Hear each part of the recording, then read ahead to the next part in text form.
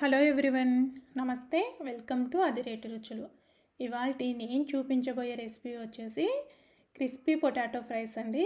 ఇవి ఈవినింగ్ పిల్లలకి స్నాక్స్గా చేసి పెట్టండి, చాలా ఇష్టంగా తింటారు. అలాగే రసం సాంబార్ చేసుకున్నప్పుడు సైడ్ డిష్గా కూడా చేసుకోవచ్చు. చాలా టేస్టీగా అండ్ క్రంచీగా ఉంటాయి.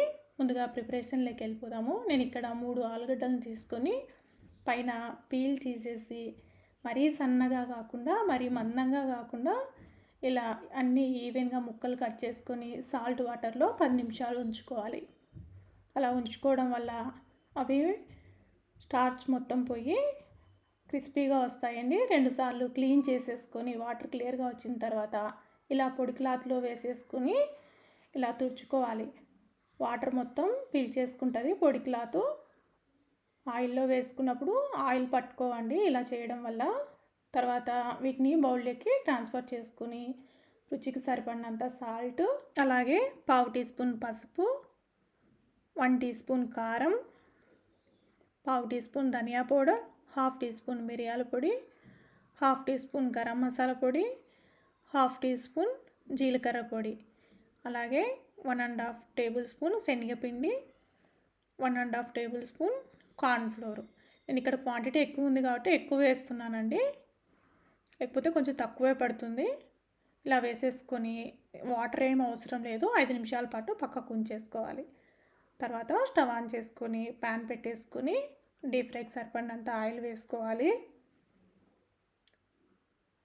ఆయిల్ వేడెక్కిన తర్వాత ఇందులోకి వీటిని ఒక్కొక్కటిగా వేస్తాము. ఇలా అన్నీ విడివిడిగా వేసేసుకోవాలి. మీకు కావాలంటే 1 టేబుల్ స్పూన్ బియ్యం పిండి అయినా యాడ్ చేసుకోండి, ఇలాగనే బాగుంటాయి. ఇలా వేసేసుకొని మీడియం ఫ్లేమ్లో వేయించుకోవాలి. ఇవి వేగడానికి కనీసం 7-8 నిమిషాలు టైం పడుతుందండి. హై ఫ్లేమ్లో పెట్టుకుంటే తొందరగా పైకి కలర్ చేంజ్ అవుతాయి కానీ క్రిస్పీగా రావు. ఇలా నిదానంగా కలుపుతూ వేయించుకోవాలి. ఇలా వేయించుకున్న తర్వాత ఇందులోకి సన్నగా పొడవుగా కట్ చేసి పెట్టుకున్న పచ్చిమిర్చి కూడా వేసుకొని వేయించుకుందాం.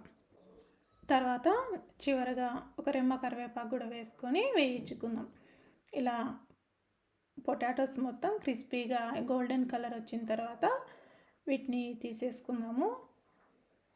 ఇలా తీసేసుకుని ఇలా చేసుకోవడం వల్ల ఆయిల్ కూడా పట్టుకోదండి, ఎక్కువ ఆయిల్ పట్టుకుంటాయేమో అనుకోవాల్సిన అవసరం లేదు. తర్వాత వీటిని సర్వ్ చేసుకొని టొమాటో సాస్తో అయినా తినచ్చు, లేదంటే ఉత్తగా ఇలా తిన్నా కూడా చాలా టేస్టీగా ఉంటాయండి. ఒకసారి మీరు కూడా ట్రై చేసి ఈ రెసిపీ ఎలా వచ్చిందో కామెంట్ చేసి చెప్పండి.